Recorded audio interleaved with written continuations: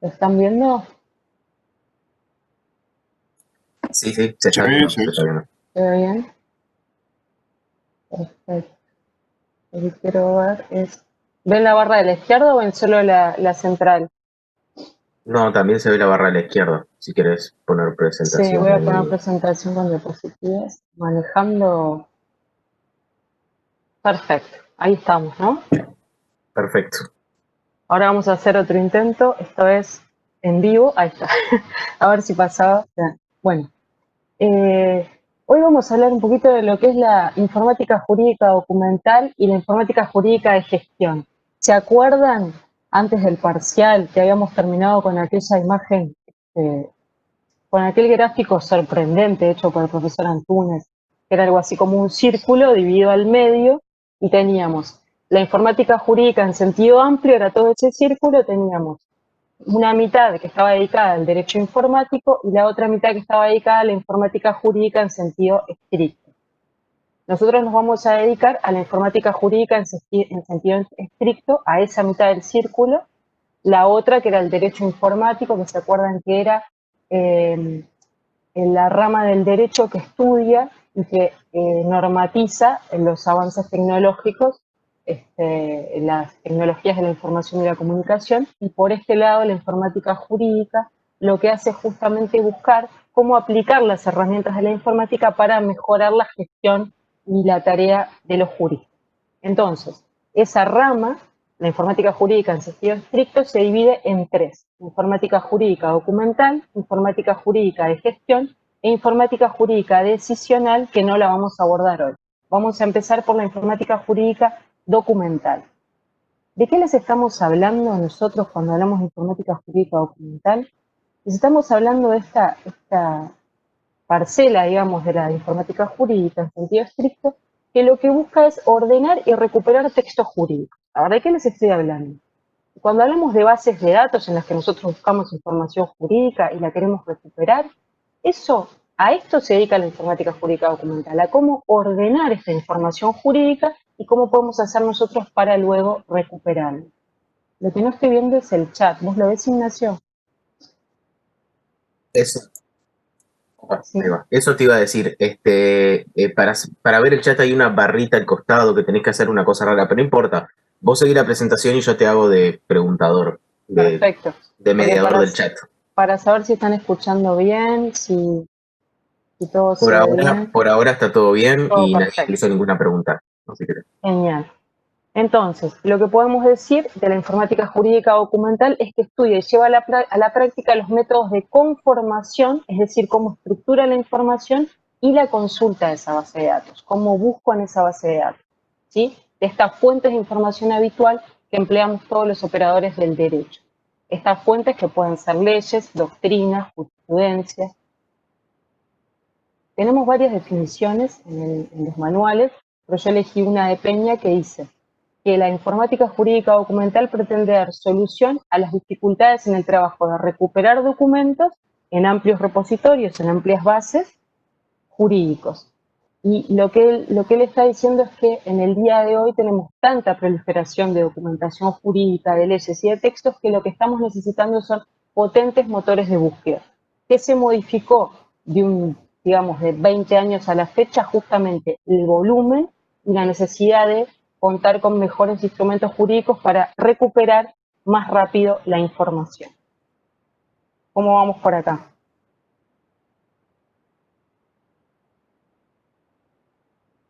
Ahí. Bien, todo bien, perfecto. Ahí puedo ver, Camilo Cardoso perfecto, Victoria Silvera bien, buenísimo que los puedo leer, ahí los estoy viendo. Entonces, ¿cuáles son las características de esta informática jurídica documental? No estamos ante una disciplina de naturaleza jurídica. Piensen que nosotros estamos hablando de poner instrumentos al servicio de la labor que hacemos todos los días los abogados, cuando buscamos información. Entonces, esto no es una disciplina jurídica. Esto es una técnica auxiliar del derecho, auxiliar de los operadores jurídicos, ¿sí? Nosotros lo que estamos haciendo acá es aplicar métodos. Aplicamos métodos de agrupar conocimientos para dar apoyo a nuestra labor. No es una disciplina jurídica. ¿Qué es lo que busca principalmente? Encontrar información exacta en el menor tiempo posible. ¿Qué es lo que yo quiero como abogado? Buscar rápido en algún lugar y buscar algo específico, por ejemplo, sentencias sobre despido, y que rápidamente, donde yo busque, me arroje una cantidad de sentencias específicamente sobre despido, ¿sí? Y a su vez, ¿qué es la otra cuestión que busca la informática jurídica documental? Es encontrar inconsistencias en los cuerpos jurídicos. ¿Qué es esto? Que como yo voy a agrupar la información, me dé cuenta que existen leyes redundantes, o sea, que repiten, que hablan de lo mismo, algunas que son contradictorias, por lo tanto tengo que ver cuál prima sobre la otra, y también encontrar esos vacíos legales, porque de pronto no hay nada escrito, legislado, sobre lo que yo estoy buscando. Tiene dos fases definidas esta técnica auxiliar del derecho. La primera, ingreso los documentos y los tengo que ingresar de una cierta forma. Y la segunda es cómo busco esa información que estoy ingresando.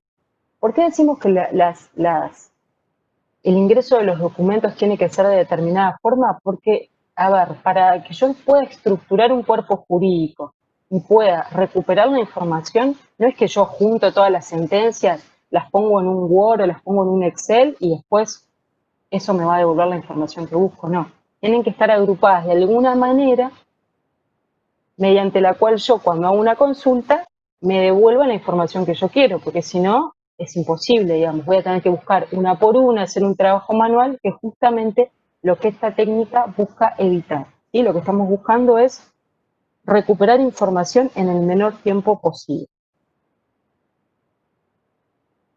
Nosotros estamos hablando acá de una labor que tiene un gran contenido técnico, pero que a su vez también tiene un gran contenido jurídico. ¿Por qué? Porque estos cuerpos, estas bases de datos que yo voy a conformar, no pueden ser solamente realizadas por técnicos. ¿Por qué?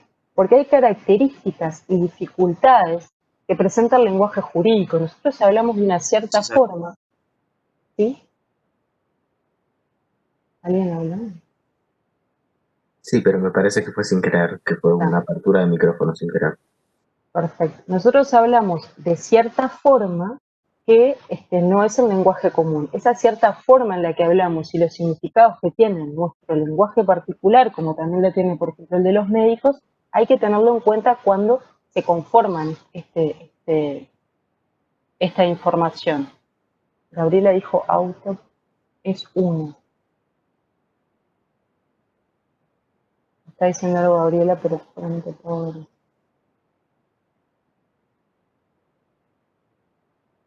No sé. Gabriela, si tenés, no, nada. Autocaratulado, dice, pero no sé. A lo que yo quiero es que hay palabras que tienen doble sentido. Acá, por ejemplo, si lo referimos a la palabra auto, en el lenguaje normal nos estamos refiriendo a un vehículo. Y cuando en la parte jurídica, auto se refiere al oficio, a la carátula de que se está hablando. Excelente ejemplo. Ese es uno, por ejemplo, de los temas que vamos a ver ahora. Justamente lo que dijo Gabriela es exactamente así. El auto para cualquier persona no es un vehículo, y para nosotros los autos son los expedientes o el nombre de unas actuaciones judiciales. Cuando decimos en autos caratulados, fulano contra el Poder Ejecutivo, lo que estamos refiriendo justamente es una actuación judicial o administrativa. Perfecto el ejemplo. Entonces, tenemos que tomar en cuenta esos problemas, y lo que vamos a ver ahora son algunos de esos problemas que se presentan y que la informática jurídica documental tiene que tener en cuenta para crear estos conjuntos de datos, ¿sí? Tiene que tener en cuenta entonces la forma del lenguaje jurídico, cómo se conforman las expresiones gramaticales y qué significa cada palabra para nuestra disciplina. ¿Cuáles son los problemas a los que se enfrenta la informática jurídica documental desde el punto de vista semántico? Son los denominados sinonimia, polisemia, analogía, antonimia, perífrasis y orden de aparición de los términos. ¿Sí? No se asusten por estos nombres, lo que vamos a hacer ahora es ver qué quiere decir cada uno, simplemente para que tengan idea. Es un poco de lo que hablaba Gabriela, que lo vamos a explicar con varios ejemplos. Entonces, ¿qué tengo que tener en cuenta cuando estoy conformando una base de datos jurídica? ¿Qué es la sinonimia? Cuando diferentes palabras poseen significados semejantes. Por ejemplo, casa, hogar, morada. ¿sí? Las palabras pueden intercambiarse en cualquier contexto, cuando es total la sinonimia, o parcial cuando el intercambio es en ciertas ocasiones, ¿sí? ¿Por qué tengo que tener en cuenta la sinonimia? Porque si yo no tengo en cuenta que casa, hogar y morada desde el punto de vista jurídico puede significar lo mismo, cuando yo vaya a buscar por casa, me va a omitir todas las sentencias, por ejemplo, que hablen de hogar o de morada. Y lo mismo mediante los otros términos. Entonces, ¿qué es lo que estoy buscando evitar desde el punto de vista semántico? Cuando tengo en cuenta la sinonimia, el silencio. ¿Qué quiere decir el silencio? Que cuando yo busco algo, no me devuelva nada. ¿Y por qué no me devuelve? ¿Porque no hay? No, porque no tuve en cuenta que casa, hogar y morada querían decir lo mismo. Y eso lo tengo que tener en cuenta cuando estoy estructurando una base de datos de contenido jurídico. Lo mismo pasa con la polisemia u homografía, y es cuando una palabra tiene varios significados.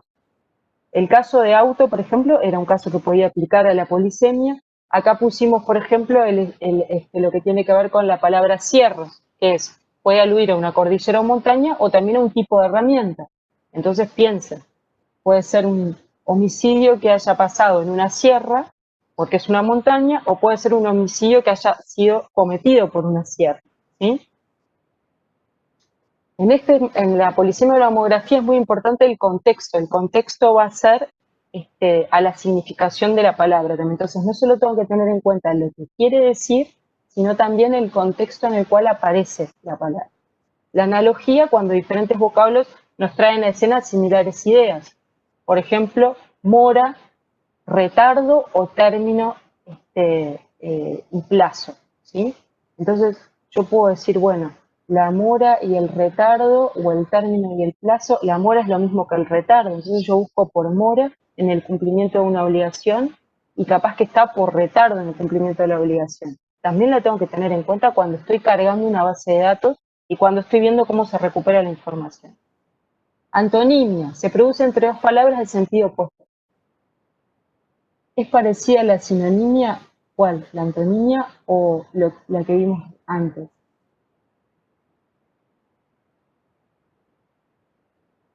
La anterior. Sí. Sí, es parecida. En realidad, la antonimia es cuando, vamos a volver, la analogía estábamos hablando. Sí, la analogía es cuando, digamos, dos palabras palabras me traen a la memoria sentidos similares, ¿sí? Porque en realidad mora y retardo, mora en el cumplimiento de una obligación, sí puede ser un retardo, pero el retardo pueden ser muchas otras cosas, no solamente lo que tenga que ver con la mora, pero en general me traen esa idea.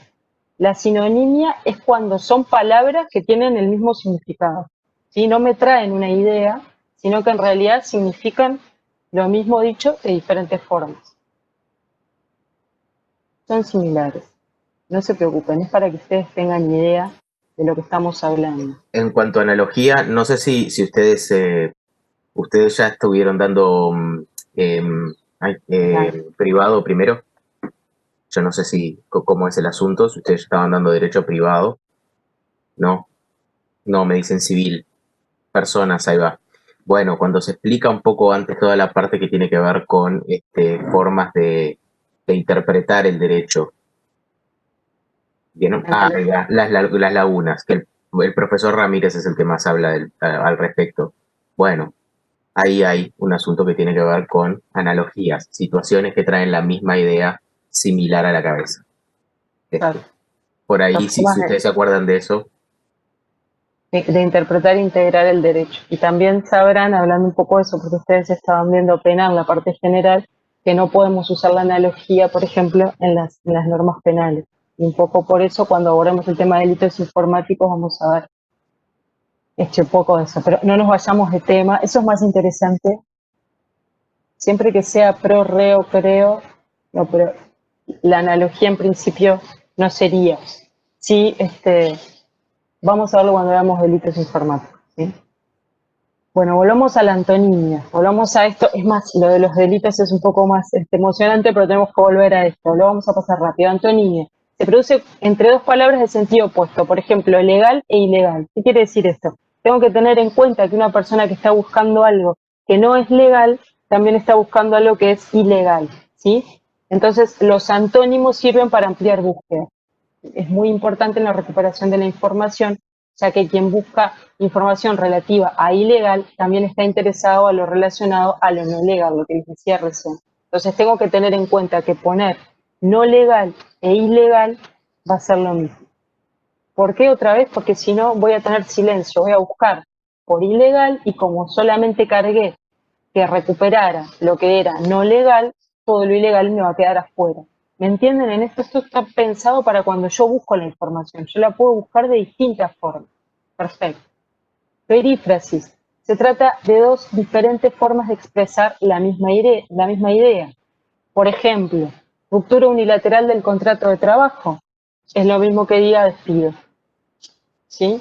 Entonces yo tengo que tener en cuenta cuáles son las expresiones que pueden ser preguntas equivalentes y que tengo que relacionar. Si una persona pregunta por despido, también le tengo que recuperar pedazos del texto que digan ruptura unilateral del contrato de trabajo. Y después el orden de aparición de los términos en un sintagma, o sea, en una expresión, en una frase. ¿Qué pasa? En el lenguaje nuestro, el orden de los términos suele modificar el sentido de la expresión. Acción de enriquecimiento ilícito, me está hablando de que lo ilegítimo, es que lo ilegítimo es el enriquecimiento. Ahora, si hablo de ilegítima acción de enriquecimiento, estoy hablando de que lo que es ilegítimo es la acción y no el enriquecimiento, ¿sí? Entonces, tengo que tener en cuenta que en este caso, y no como en matemáticas, el orden de los factores sí va a alterar el resultado, porque voy a referir a cuestiones diversas. ¿Qué pasa si no tomo en cuenta esto? Que lo que me va a devolver es información que yo no quiero. Si yo busco acción de enriquecimiento ilegítimo, no quiero que me hable de ilegítima acción de enriquecimiento. Ahora, si no tuve en cuenta esto, me va a devolver todo y entonces voy a tener que tratar de separar qué es lo que quería, por lo tanto esa búsqueda para mí va a ser infructuosa. Entonces, sí, Cuando nosotros, digamos, el programador o el que ingresa todos estos datos al ordenador, ¿no? Tiene que tomar entonces en cuenta todos estos ítems que acabas de hablar. Exacto. En realidad no es solamente el programador. ¿Qué pasa? La informática jurídica documental necesariamente es una técnica multidisciplinaria. Es una disciplina auxiliar que tiene que llevarse adelante por operadores, digamos, informáticos, por programadores, ingenieros o lo que fuere, pero necesariamente tiene que tener una asistencia de alguien que conozca, si no es un operador jurídico, que conozca el lenguaje jurídico y que sepa cómo organizar los textos, ¿sí? Porque si no, lo que vamos a tener es un conjunto de información que no va a estar agrupada como necesariamente nosotros necesitamos. Porque para tener en cuenta todos estos temas que si bien son semánticos y tienen que ver con el lenguaje, hay que saber del lenguaje propiamente dicho, que es el jurídico. Entonces, necesitamos que sea multidisciplinario. No podemos conformar textos jurídicos si no tenemos conocimiento de la materia específicamente y del lenguaje. ¿Sí? Me consta, por ejemplo, que el INPO trabaja a nivel, tiene un equipo de abogados que trabajan conformando sus bancos de datos, además de la parte técnica, pero hay un equipo de abogados que es especializados en cómo organizar la información para que nosotros la podamos recuperar de una forma que nos sirva. ¿Sí, Gabriela? Perfecto. Entonces, si nosotros, ¿cuáles son las dificultades a las cuales nos enfrentamos cuando recuperamos esta información que se derivan de los temas semánticos que vimos anteriormente? Nos enfrentamos a dos grandes dificultades, al ruido, ¿sí? Y al silencio. Un poco yo se los fui describiendo en cada uno de los ejemplos anteriores. En rojo les fui poniendo cuál sería la dificultad que enfrentaría si no tomo en cuenta ese problema semántico. El ruido es cuando la recuperación importa una cantidad de información distinta a la requerida. El ejemplo que veíamos recién. Yo quiero que me hablen de una acción ilegítima de enriquecimiento y me devuelve información que tiene que ver con el enriquecimiento ilegítimo, y no la acción ilegítima. Y como eso, múltiples ejemplos. La expresión solidaridad es uno de los ejemplos que maneja el manual. Si no tomamos previsiones, la búsqueda me va a devolver información relativa a la solidaridad de las obligaciones en materia civil, a la solidaridad de los pueblos en el derecho internacional público, a la seguridad social relacionada con lo laboral. Entonces, tengo que encontrar formas de limitar, porque si no la búsqueda va a ser tan infructuosa que nadie va a usar ese base de datos. Y el silencio es lo contrario, no recupero la información, porque no existe y no, es probable que exista algo. El tema es que no está bien organizada, no está bien indexada, entonces yo no recupero. No, busco por despido, no encuentro nada. ¿Qué pasó? Y bueno, estaba por quiebre unilateral del vínculo laboral y no por despido. Entonces, para superar estos problemas, ¿sí? No solamente yo tengo que estructurar la información de una manera adecuada, sino que tengo que pensar en instrumentos lógico-lingüísticos para recuperar la información, para evitar el silencio o el ruido documental. Entonces, algunos bancos de datos me van a ofrecer determinado tipo de combinaciones para que yo pueda recuperar esa información más exactamente. ¿Cómo vamos hasta acá? Yo sé que es un tema bastante arduo, pero hasta acá vamos entendiendo. Parece que sí. ¿Sí? Me piden si puede reiterar el ruido. Sí, cuando hablamos de, por ejemplo, vamos a poner un ejemplo práctico. Estoy buscando una sentencia que me hable sobre, a ver, ¿qué tema puede ser, Ignacio? Una sentencia que me hable sobre... Laboral. No, perdón, ruido. No, Está pues bueno ruido, sí. servidumbre. ¿Ustedes vieron lo que es la Ahí va. servidumbre? Servidumbre de paso, servidumbre... Sí, perfecto. Bien, ahí va.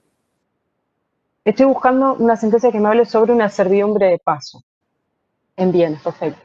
Sin embargo, esa información no estuvo bien estructurada cuando se ingresó, entonces yo pongo servidumbre y me trae cuestiones que tienen que ver, por ejemplo, con servidumbre, a ver, que no sea de paso, servidumbre de luces, de agua. Perfecto, sí, puede ser servidumbre de agua. Incluso puede ser que traiga alguna ley antigua donde se utiliza la palabra servidumbre en el caso de que tiene que ver con empleados domésticos. También, exactamente. Imagínense, hoy en día no se utiliza ese lenguaje así, pero digo, puede Antiguamente ser. se utilizaba, exactamente, alguna ley, decreto muy antiguo o algún texto internacional. Entonces me trae todo eso y yo en realidad lo que necesito es rápidamente encontrar doctrina o jurisprudencia relacionada con servidumbre de paso porque tengo que contestar una demanda. Pero me trae todo tipo de servidumbres, como ustedes decían, de agua, me trae servidumbre para hablar de servicio, digamos, relacionado con personas. Eso es ruido, no me sirve. Ruido es toda la información que yo no quiero y que sin embargo me la recupera. Piensen en Google, por ejemplo. Si nosotros buscásemos en Google cualquier información y dentro de las 3, 4 primeras búsquedas no está lo que yo quiero, no me sirve. Google no funciona. ¿Qué me trae? Me trae ruido.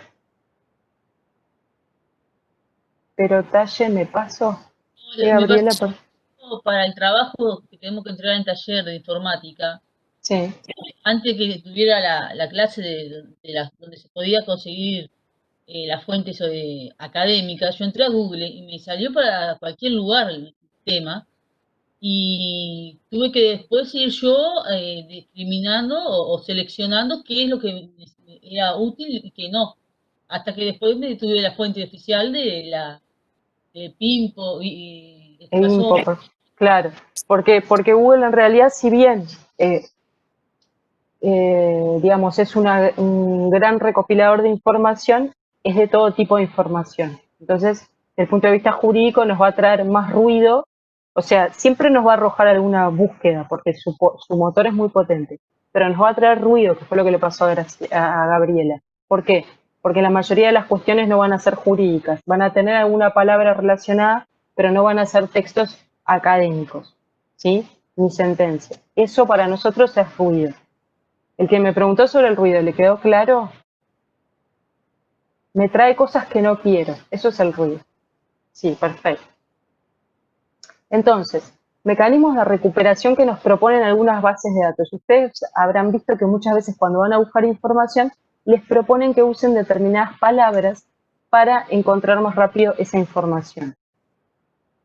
Hoy en día esto está cada vez más en desuso porque se han perfeccionado las búsquedas, pero nosotros tenemos que conocer que estos mecanismos de recuperación, los más famosos, son los llamados operadores booleanos. ¿Sí? Y esto viene a raíz del nombre de un matemático inglés que se llamaba Boole, que partió de un concepto matemático, un conjunto de elementos que tuviesen al menos una característica en común, un grupo, para establecer un cálculo lógico de clase. Y entonces definió 3 operadores. La conjunción AND, que quiere decir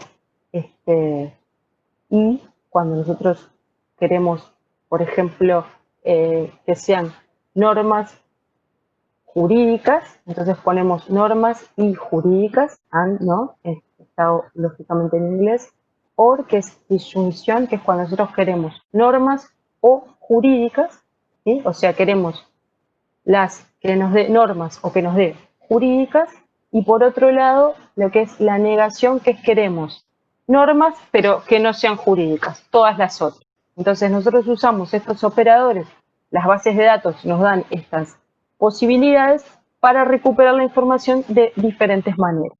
¿Queda claro eso? Ustedes lo deben haber visto en varios buscadores. Sí, perfecto.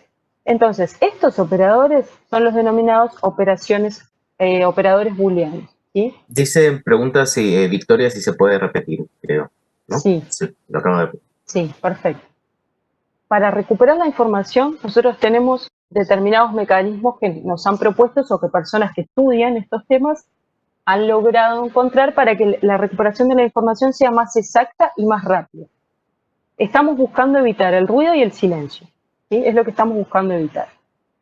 Entonces, los más conocidos, digamos, o los más difundidos son los denominados operadores booleanos. Este nombre, operador booleano, que es un nombre tan exótico, es a raíz de un matemático inglés que es Boole, que fue el que inventó, digamos, este sistema. Estos operadores booleanos tenemos los 3 principales son AND, OR o NOT. ¿Sí? Entonces, ¿esto qué significa? Son formas en las que yo voy a buscar la información. Si yo utilizo el primer operador y, por ejemplo, estoy buscando normas jurídicas, yo lo que pongo es normas and jurídicas. ¿Sí? And quiere decir y. Entonces, lo que yo estoy buscando son todo lo que tenga que ver con normas jurídicas. ¿Sí? Me va a traer las expresiones que contengan normas y jurídicas. ¿Sí? Si yo utilizo el segundo operador, que es OR, quiere decir o. Entonces me va a traer o normas o jurídicas. Yo pongo normas, OR, jurídicas. ¿Sí? Esto ya los bancos de datos me traen las opciones para que yo las utilice. El tema, saber, generalmente explican, pero esto es un poco a lo que hacen. Y NOT es, yo quiero normas, pero no jurídicas. Entonces pongo normas, NOT jurídicas. ¿Qué quiere decir? Que quiero que me recupere todo lo que sean normas, normas técnicas, ISO, las ISO 9001, pero no jurídicas. No quiero leyes, no quiero decretos, no quiero resoluciones. ¿Sí? Son formas de recuperar la información. Y esto me lo proponen algunos bancos de datos. Y es una forma de recuperación de información. ¿Quedó más claro?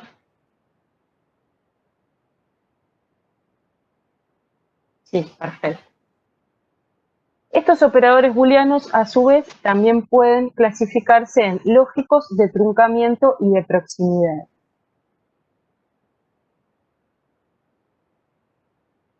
Y acá en realidad lo que hago es explicarles cada uno si sería un poquito lo que les desarrollé, ya me adelanté, ¿sí?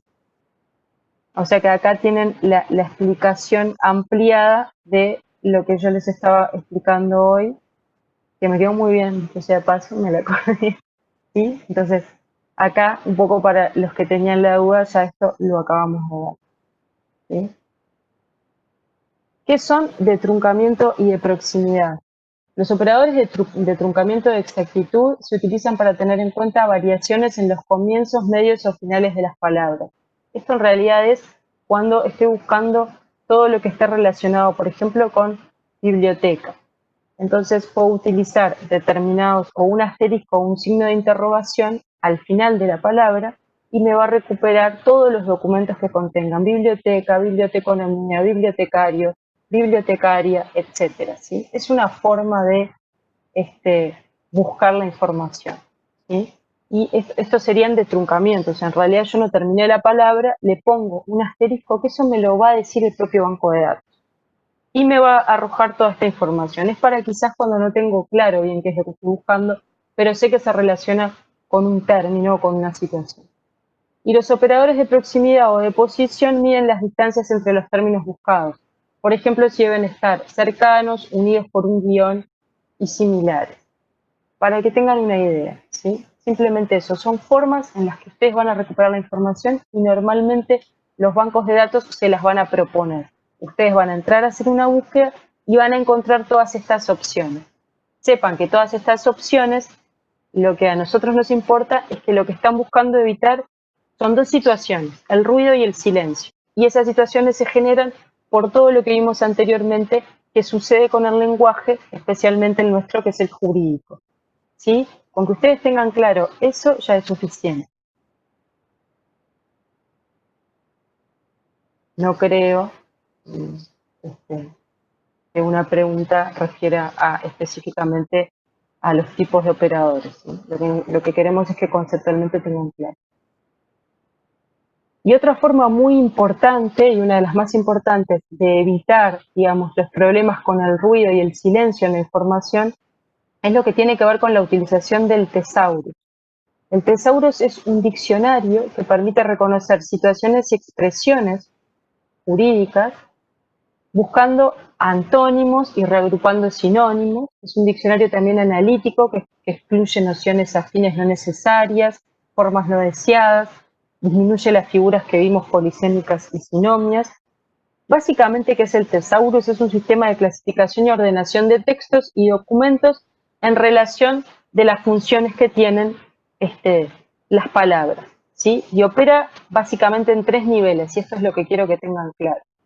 Identificando nociones jurídicas solicitadas por el que quiere recuperar la información y adaptándolo a determinados descriptores, conectando las nociones solicitadas con otras afines, o sea, tiene la capacidad de darse cuenta que cuando yo digo 13º sueldo, estoy hablando de aguinaldo, y excluye nociones no pertinentes, redundantes y irrelevantes. Quiere decir que me está excluyendo el ruido, porque se está dando cuenta que cuando hablo de 13º sueldo, no estoy hablando de un sueldo mensual, sino que estoy hablando del aguinaldo. Entonces todo lo relativo a el sueldo mensual, por ejemplo, no me lo va a devolver, ¿de acuerdo? Y este es un sistema que se utiliza muchísimo hoy en día en los bancos de datos y que lo que hace justamente es evitar todo lo que estuvimos viendo antes.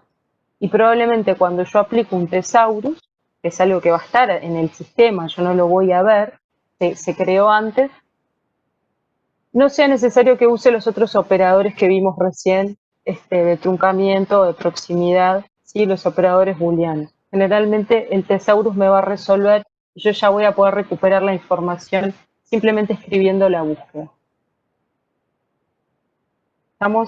¿Estamos claros con eso que vimos? Bien. Mejor. Yo sé que es un tema complejo. Lo que tenemos que tener claro acá es, cuando nosotros usamos el INPO, que fue lo que dijo recién Gabriela que utilizó, para buscar una ley, para buscar un decreto, para que esa información, cuando nosotros ponemos ley, número tal, o ponemos un artículo específico, o buscamos una resolución, para que eso pase, antes hubo que trabajar en todos estos problemas que estamos viendo. Porque ese banco de datos tuvo que ser estructurado tomando en cuenta todas estas dificultades de nuestro lenguaje para que cuando ustedes busquen esa información, les recupere la información, para que les recupere las leyes y no les recupere leyes y decretos, ¿sí? Para que cuando buscan un texto que hable de determinada, de aguinaldo, como decíamos recién, también les recupere los que hablan de decimotercer sueldo. Todo esto tuvo que ser tomado en cuenta.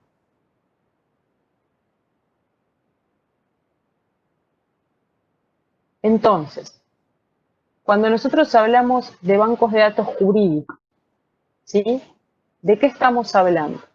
Estamos hablando de sistemas de documentación organizados y puestos a funcionar por medio de tecnologías de la información y de la comunicación, ¿sí? El modo de presentación de estos bancos de datos puede ser autónomo, que quiere decir que está alojado en el dispositivo del usuario, o bien puede estar en línea alojado en el servidor del proveedor en la nube y disponible desde cualquier dispositivo del usuario. A ver si alguno de ustedes se anima a decirme el INPO, por ejemplo, ¿en dónde estaría? ¿Sería un banco de datos autónomo, o sea, está alojado en las computadoras de ustedes o funciona en la nube? Nube. En la nube, perfecto, en línea. Y hoy en día la mayoría de los bancos de datos van a funcionar en la nube, van a estar alojados en el servidor del proveedor de servicios. Ya como que cayó en desuso aquello de que venían, instalaban en las computadoras, se hacía antes, y después venían e instalaban actualizaciones. Hoy eso realmente está obsoleto. Uno hoy en día tiene un usuario y contraseña, sí, no existe más. Pasó en su momento hasta con la enciclopedia en carta, que era como lo máximo, pero también uno la instalaba en su Eso iba a recordar. computadora.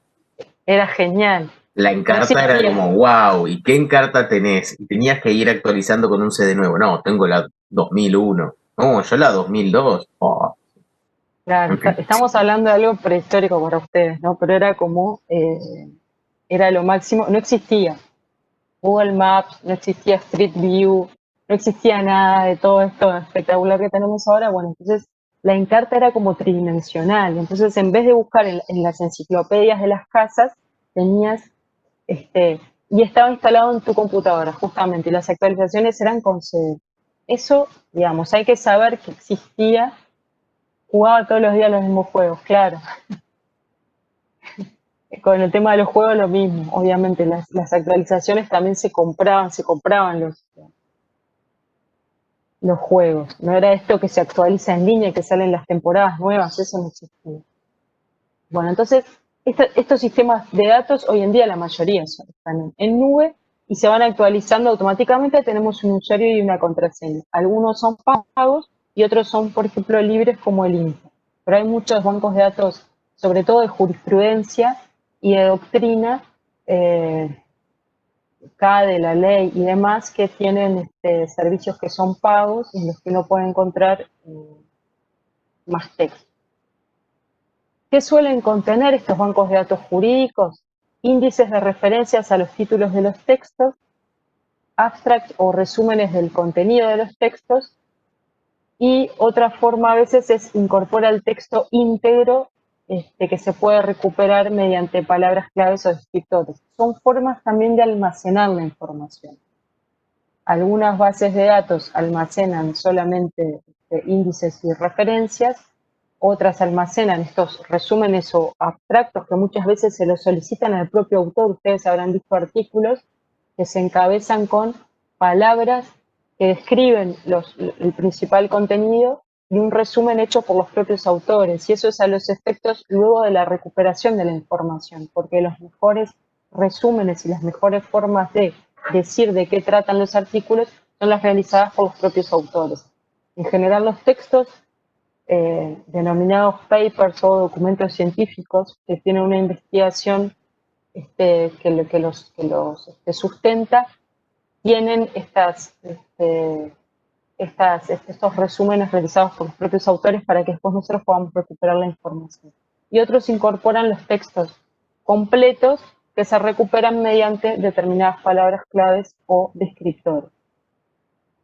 Algo muy importante cuando hablamos de la conformación de bancos de datos jurídicos o de bases de datos jurídicas que pueden ser de legislación, de doctrina, que ustedes saben, la doctrina es lo que escribimos los operadores del derecho, y se publica, y la jurisprudencia, que son las sentencias de los jueces, los tribunales y la Suprema Corte.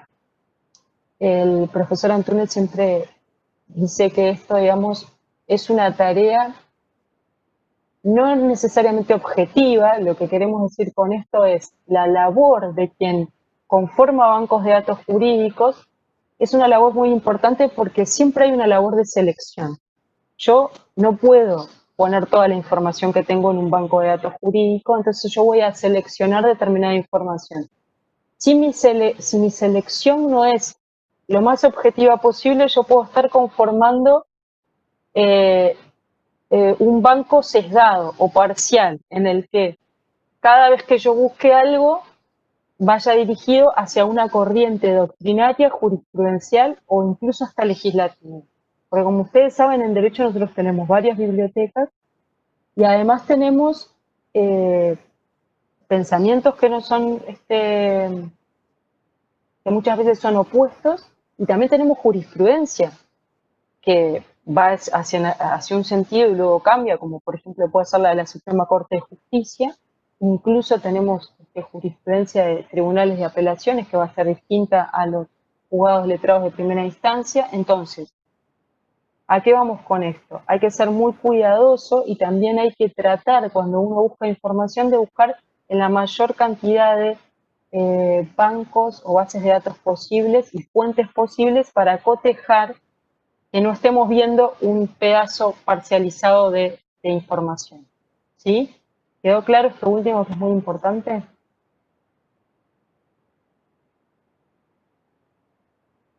Perfecto. Y entonces, cuando nosotros hablamos de bancos de datos, nosotros en los manuales ustedes tienen muchísimos bancos de datos a nivel internacional, nacional y todo, pero nos parece fundamental que manejen estos tres, que de hecho creo que ya lo están haciendo. Info.com.uy, que es para, sobre todo, recuperar textos legislativos, decretos, resoluciones. ¿Por qué? Porque están actualizados, porque cuando hay derogaciones o modificaciones, el INPO las impacta. Pero tengan presente siempre que si ustedes quieren hacer un trabajo y quieren estar seguros, busquen en más de una fuente. Y les voy a decir por qué. Ayer estaba revisando un tema de transparencia activa, estaba revisando el artículo 38 del decreto reglamentario 232 del 2010 y me di cuenta que en el artículo 38 del decreto 232 del 2010 publicado en el INPO se omitió el numeral 9, pasa del 8 al 10. ¿Qué fue lo que pasó? Supongo que cuando se transcribió, el numeral 9 quedó como parte del 8.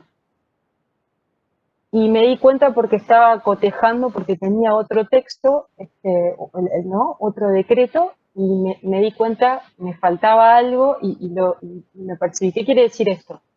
Todo está hecho por personas, nada es infalible, entonces, si ustedes quieren realmente cotejar alguna inconsistencia o están haciendo un trabajo específico, es bueno que manejen más de una fuente, ¿sí? Por ejemplo, el Parlamento. El Parlamento va a tener las leyes no actualizadas, pero muchas veces les puede servir cuando una ley, ustedes ven en el INPO que no sufrió actualización, bueno, pueden cotejar ambos textos legislativos, sobre todo si es un trabajo de investigación, un trabajo para presentar. Y otra fuente muy importante es el Poder Judicial.u.uy, que tiene la base de datos de jurisprudencia nacional, que si no me equivoco es bjn.u.uy, y ustedes entran directo a las bases de doctrina y jurisprudencia. ¿Sí? Eso también es muy importante. Lo que les conté recién realmente a mí me sorprendió. Me había pasado y me había olvidado y no se corrigió en el INPO. O sea que es importante que lo sepan. Nada es infalible. Hay que buscar en más de un lugar. Y por último, no podemos dejar, si hablamos de informática jurídica documental, si hablamos de grandes bases de datos, si hablamos de recuperar información, no podemos dejar nunca de hablar de Google. ¿Por qué? Porque si bien no es una base de datos dedicada ni pensada para asistir a una labor jurídica, de hecho nos asiste. Y puede ser que nos traiga mucho ruido, pero también muchas veces nos trae ideas y nos trae textos incluso académicos.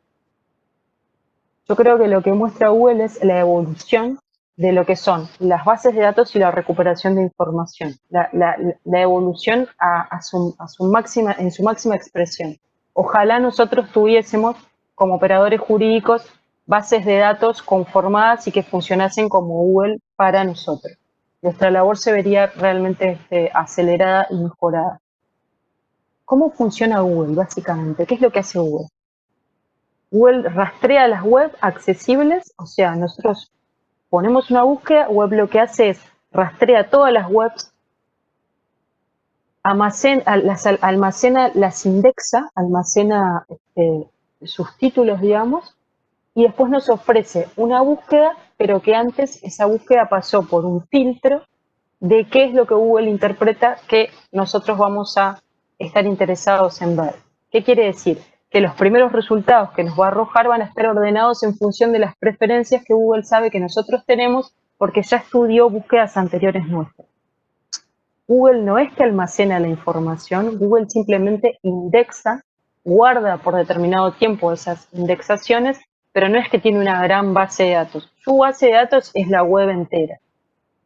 Tiene funcionando sobre la web robots o algoritmos, que son estos procesos matemáticos que van a buscar y a mapear, y en función de eso y del filtro que tiene, porque ya tiene perfiladas a las personas en función de búsquedas anteriores, los va a arrojar resultados. ¿Sí? ¿Y qué tiene además que es realmente maravilloso, diría yo, espectacular? Es, nosotros empezamos una búsqueda y tienen algoritmos que son capaces de deletrear la búsqueda, porque si ustedes habrán visto, y nos pasa constantemente, que nosotros, por ejemplo, vamos a buscar, vamos a googlear a Ignacio Martínez, y me equivoqué y puse Ignacio Martínez, por ejemplo. Inmediatamente interpreta que yo estoy buscando Ignacio Martínez, o Bárbara Muraciola si pongo malo, ¿sí? Porque tiene algoritmos capaces de deletrear y de completar si yo me olvidé de palabras o si yo solamente sé un pedazo. Por ejemplo, superó todos los operadores que vimos antes. No necesitamos poner bibliot y ponerle asterisco para que sepa que queremos la terminación. Ya interpreta y nos va a buscar todo lo que tenga relación con bibliot, ¿sí? Biblioteca, bibliotecólogo y todo lo que se les ocurra. También va a buscar sinónimos. Aunque yo no le pida, aunque no ponga ningún operador booleano, Google va a buscar sinónimos. Y además, ¿qué hace Google? Entiende el lenguaje natural. ¿Qué quiere decir eso? Que entiende expresiones del lenguaje humano. Porque no pensemos que es una máquina, ¿no? Y que las máquinas tienen un lenguaje binario y propio. Y que de alguna manera hay que traducir ese lenguaje. Sin embargo, Google es capaz y tiene algoritmos capaces de entender expresiones humanas cuando las escribimos. También cuando las hablamos, pero cuando las escribimos. Bueno, ¿eso por qué? Porque no interpretó correctamente, porque todo esto que estamos viendo en alguna búsqueda le falló. Suele no ser lo usual, pero puede fallarle. Le falló la interpretación de lo que nosotros queríamos encontrar. Y eso muchas veces es quizás porque no estemos accediendo del dispositivo que accedemos siempre.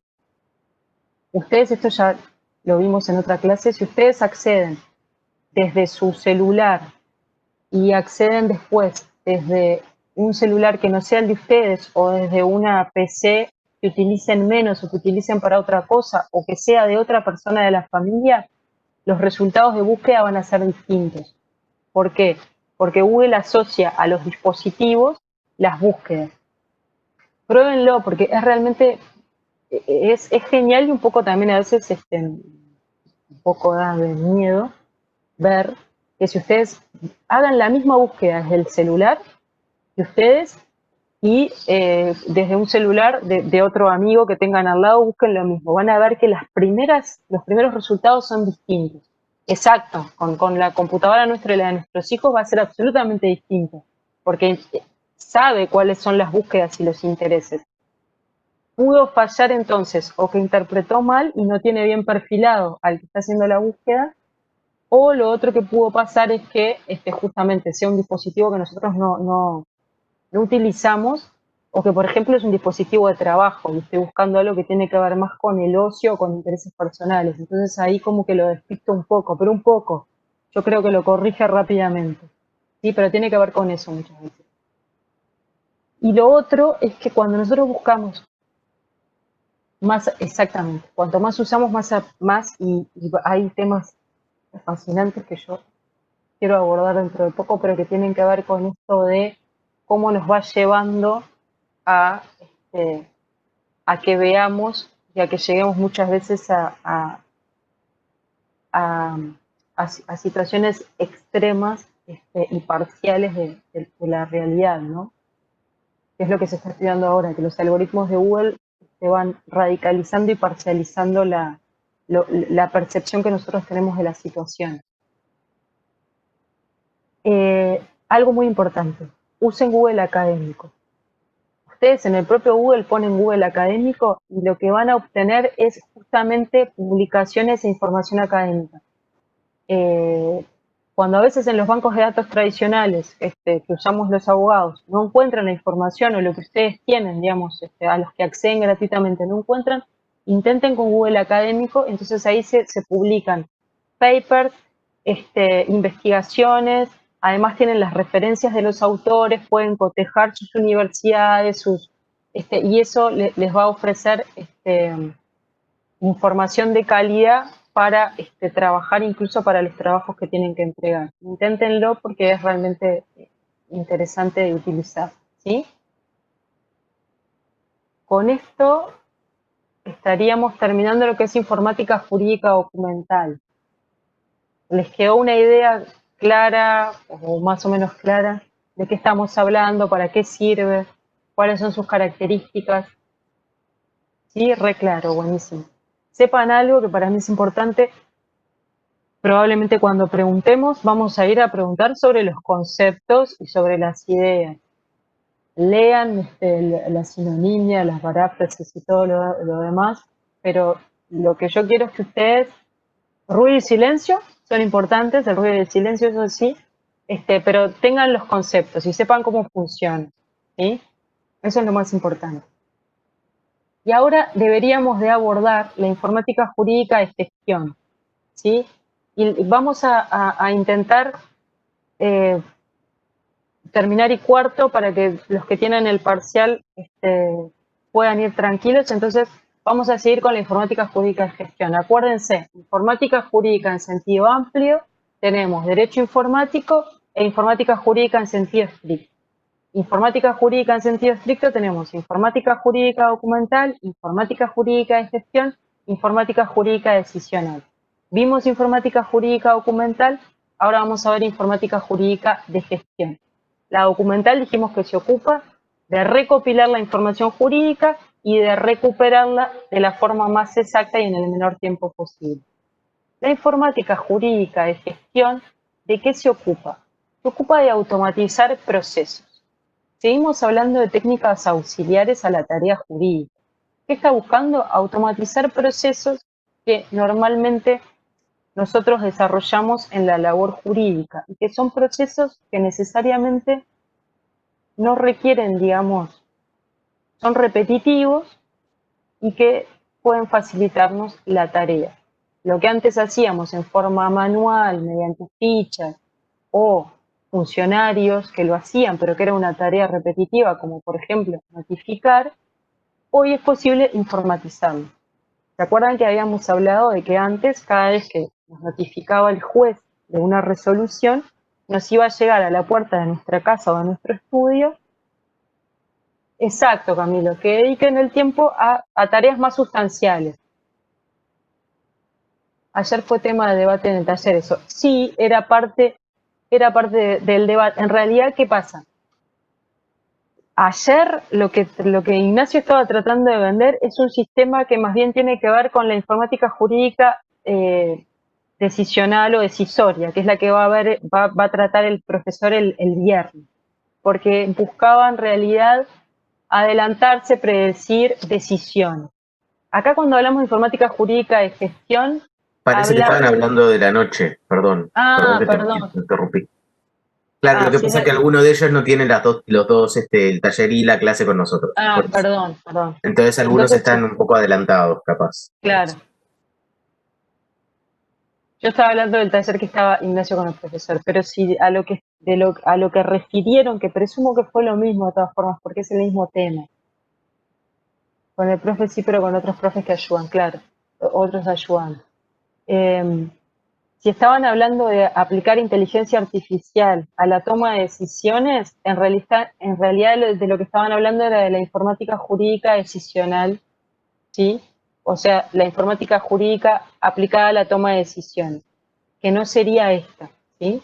Acá lo que estamos hablando es de automatizar procesos, como por ejemplo las notificaciones, como por ejemplo los pasos que sigue un expediente, ¿sí? Eso sería la informática jurídica de gestión. Pero ustedes recién, creo que fue Camilo que dijo, son cuestiones formales que las automatizamos para preocuparnos de las sustanciales. O sea, no me preocupo de llevar el cedulón para notificar, sino que ese funcionario se preocupa de controlar otro tipo de cuestiones que hacen a la sustancia del proceso y no necesariamente de llevar el cedulón. Entonces, lo que busca es racionalizar los procesos mediante el estudio y el análisis de los sistemas de control y monitoreo de actividades de tipo jurídico. Pérez Luño la concibe como la proyección de la ofimática o la burótica en la organización operativa de las dependencias, oficinas y dependencias jurídicas, administrativas, judiciales y de los profesionales del derecho. ¿Qué es esto raro que les digo de ofimática y burótica? Que para ustedes es como algo que... La ofimática, ¿sí? o burótica, ofimática es la oficina automática o electrónica.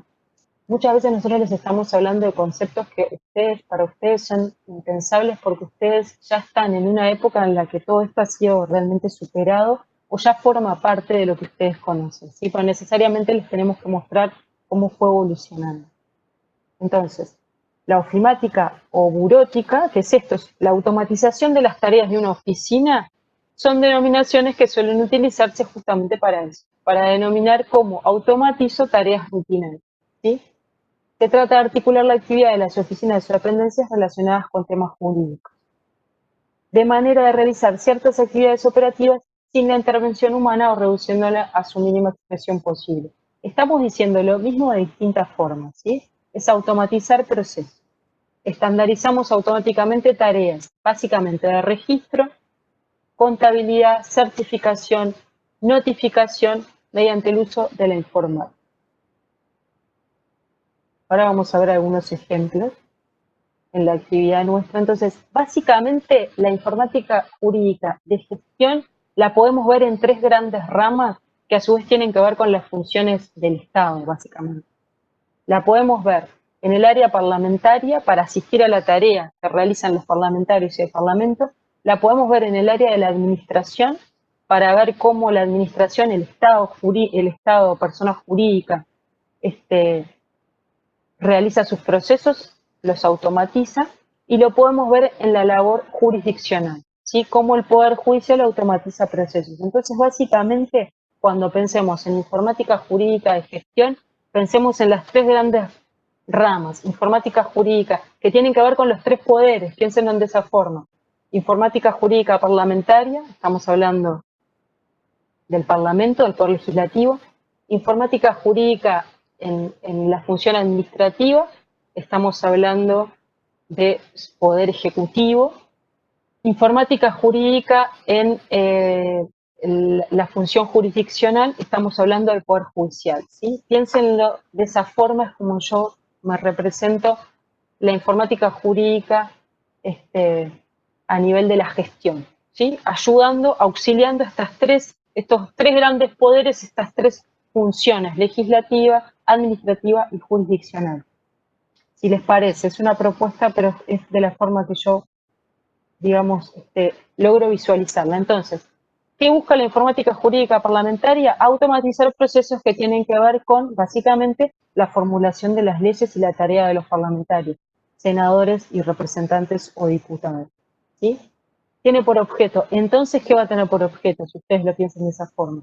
Elaborar las leyes, facilitar la elaboración de las leyes, el trámite parlamentario que sigue la formación de una ley, desde que es un proyecto hasta que se transforma efectivamente en una ley, el seguimiento del estado de la elaboración de distintos proyectos de ley, seguimiento de las actividades en las cámaras, la citación e integración de las diferentes comisiones. Ustedes saben que en el Parlamento hay diferentes comisiones que estudian diferentes proyectos de acuerdo a la temática, y después registrar las leyes que han sido promulgadas. El registro de leyes, que lo que también nos puede evitar son inconsistencias. Dentro de la informática jurídica parlamentaria, y no se asusten, esto tiene mucho texto, tiene nombres raros, pero encontramos lo que refiere a la legimática y la legística, ¿sí? Pero básicamente sepan esto. Estamos hablando de automatizar procesos que tienen que ver con la formación de las leyes, ¿sí? Y la formación, digamos, de la voluntad del legislador. La legimática va a tener por objeto la informatización de todo el proceso de producción normativa, en el mismo momento que se va desarrollando el proceso, ¿sí? Entonces voy siguiendo el proceso de formación. Ingresó un proyecto de ley, pasó a tal cámara, pasó a tal comisión, después volvió a la cámara, se le hicieron modificaciones. Todo ese proceso va a quedar automatizado y va a ir siendo seguido de manera electrónica, ¿sí? Yo puedo ingresar y voy viendo todo el proceso en forma electrónica. De eso se ocupa la legimática. Y la legística, en realidad, de lo que se ocupa es de auxiliar en la formación de la norma, ¿sí? Aplica técnica legislativa. ¿Justamente para qué? Para que los textos no tengan inconsistencias, para facilitar la tarea de la propia conformación de la norma. Por ejemplo, me puede decir, estoy redactando y me puede decir, mire que ese artículo se opone al texto de tal ley. Mire, no, me lo va a marcar, ¿no? O me podría indicar ese tipo de cuestiones. Piensen, como si fuera un corrector ortográfico que me subraya en rojo, bueno, me podría estar indicando determinadas inconsistencias en lo que yo estoy escribiendo, ¿sí? De eso se ocuparía la legística. Básicamente de cómo, de cómo conformar el texto jurídico. La legimática de seguir el proceso y la legística de ayudarme específicamente en la sustancia de que la ley no tenga inconsistencias. Que piensen que si nosotros aplicásemos legística y tuviésemos, y en realidad esta es una aspiración a la que se quiere llegar, tendríamos menos inconsistencias en nuestras normas y tendríamos menos normas que hablen de lo mismo y muchas veces en forma contradictoria, ¿sí? Por acá, yo sé que es un tema complejo, estamos entendiendo lo que es la informática jurídica de gestión a nivel parlamentario. Sí, perfecto. Entonces, por acá, informática jurídica de gestión automatiza procesos, en este caso, los procesos que tienen que ver con el Parlamento, con la gestión de los parlamentarios. Ahora vamos a ver la informática jurídica. Acá debería decir informática jurídica aplicada a la función administrativa, que es un poco lo que yo les dije. La informática jurídica aplicada a la función administrativa tiene que ver con automatizar todos los procesos administrativos del Estado. Y tiene que ver con, por ejemplo, lo que es la automatización de los expedientes, la conformación de lo que es el expediente electrónico, el procedimiento administrativo electrónico, la posibilidad de que presentemos, el expediente no se tramite más en papel, que de hecho es lo que hoy pasa en la administración central. No manejamos más el expediente papel, aquellos libros gordos ¿no? que se van cosiendo y que se van atando. A priori no los manejamos, se siguen imprimiendo, pero de todas formas, en realidad, hoy lo que vale es el expediente administrativo electrónico. ¿Y eso qué es? Yo llego, ingreso a mi computadora, voy a tener una bandeja de entrada, como si fuese la bandeja de entrada del correo electrónico, y voy a tener todos los expedientes que me fueron asignados. Yo, para trabajar en el expediente, voy a cliquear en el expediente, voy a poder informar sobre el expediente o informo aparte en un Word que después lo transformo en PDF y lo subo y eso va a ser mi informe. Voy a firmar con la cédula de identidad, no firmo más a mano, firmo con la cédula de identidad, con firma electrónica avanzada. El acordonamiento se hace en forma digital. Yo acordono digitalmente los expedientes. ¿Qué quiere decir? Que va a correr por el principal y van a estar acordonados todos los demás. Pero se hace en forma digital. Sí. Sí, capaz que se refiere, hay que tener la diferenciación de que está hablando de administrativo y otra cosa es judicial, Claro, entonces acá está, sigue siendo el acuérdense que acordonamiento. sí. Piensen que estamos hablando, en este caso, de informática jurídica en la función administrativa. Y les estoy poniendo un ejemplo de lo que es expediente electrónico en el ámbito de la administración central. Estamos hablando, por ejemplo, de lo que es Poder Ejecutivo. Estamos hablando de un ministerio, de la Presidencia de la República. APIA, exactamente. Hay alguien que trabaja en APIA como yo. El APIA es el sistema, el expediente electrónico, Intendencia lo tiene. El expediente electrónico que utiliza el Estado. Se llama APIA, es un nombre. ¿Sí? Pero lo que yo quería contarles es cómo trabajar en un expediente electrónico es básicamente como si ustedes utilizaran una herramienta de correo electrónico. Es lo que les digo. Ustedes ingresan, tienen bandeja de entrada, pueden acordonar, solicitar que se acordonen expedientes, pero es todo con clics. Y después envían el expediente, lo firman, lo envían a una oficina que van a tener predeterminado dónde lo pueden mandar. Y todo eso se hace en forma digital. Eso es la informática jurídica de gestión aplicada a la función administrativa. Se automatizó el procedimiento relativo a el expediente electrónico y al procedimiento administrativo electrónico. ¿Sí? Otro ejemplo, por ejemplo, de la redundancia, sería la informática jurídica registral, que fue un poco lo que yo les puse acá. ¿Sí? Se trata de informatizar los procesos que tienen que ver con el registro y la recuperación de la información relativa a la propiedad inmueble o cualquier otro tipo de mueble, inmueble, porque hoy en día uno puede consultar estos registros, están informatizados y nos devuelve la información también vía electrónica. No necesitamos ir al registro como antes, hacer una cola, pagar, pedir la información, todo se hace en forma, todo o la mayoría, muchísimos trámites se pueden hacer en forma electrónica. Estamos hablando de registros públicos, ¿sí? Estamos hablando de informática jurídica de gestión, porque lo que se automatiza son los procesos. Ya no voy, hago cola, espero a que el funcionario me dé un papel, todo eso se automatiza y se hace en forma electrónica, ¿sí? Los documentos aún se ingresan, es correcto. Los datos, la devolución de la información se hace a través de Internet. Tengo de todas formas que ir a llevar los documentos, es correcto. A veces podemos automatizar todo el proceso y a veces solamente algunas partes del proceso, ¿sí? Otro tema importante que tiene que ver y ya vamos a terminar, vamos a pasar a la judicial para poder terminar y dar por concluido, es lo que tiene que ver, por ejemplo, con trámites en línea. Trámites en línea lo que hizo es automatizar muchísimos de los trámites que tienen que ver con el Estado, ¿sí? Para que los podamos hacer en línea. Eso también en muchos casos tiene que ver con informática jurídica de gestión en la función administrativa, porque hemos tenido que utilizar las herramientas de la informática jurídica para poder automatizar esos procesos. Y por último tenemos la informática jurídica de gestión en el ámbito judicial, en el ámbito del Poder Judicial. Una aclaración.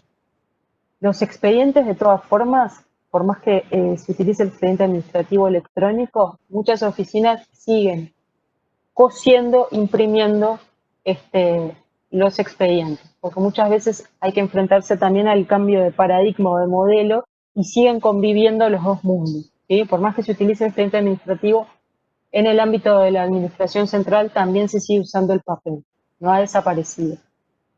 ¿Cuándo vamos al Poder Judicial? ¿Qué ha pasado en el Poder Judicial? El Poder Judicial ha automatizado muchísimos de sus procesos en aplicación de informática jurídica de gestión en el ámbito jurisdiccional, ¿sí? Y lo que tiende justamente es a facilitar la tarea del operador jurídico. ¿En qué podemos ver esta automatización? Básicamente nosotros la podemos ver en el preingreso de los expedientes judiciales, que ahora lo tenemos que hacer mediante la web. Nosotros tenemos que hacer un preingreso y luego ir a la oficina que nos va a asignar el trámite, el juzgado que nos toca, para que nosotros después efectivamente vayamos al juzgado, ¿sí? Este preingreso antes no existía, ahora se hace de forma automatizada. Cuando vamos a la oficina de recepción y distribución de asuntos, también en forma automatizada, nos va a, aleatoria, informatizada, nos va a asignar un juzgado, y después, cuando ya vamos al juzgado y presentamos, por ejemplo, la demanda, el seguimiento del expediente lo podemos hacer en línea desde nuestras casas mediante el sistema que tiene el Poder Judicial. Entonces, a esto además le tenemos que sumar las notificaciones electrónicas en las casillas que tienen todos los abogados. O sea que nosotros hemos visto en los últimos años que la informática jurídica de gestión en el ámbito jurisdiccional ha avanzado y ha automatizado procesos que antes eran todos presenciales. ¿Queda claro? Antes había un listado según las fechas, los hechos, para decir los turnos. Sí, eso es hace mucho tiempo. Sí. De hecho, en penal creo que sigue siendo. ¿Muy claro?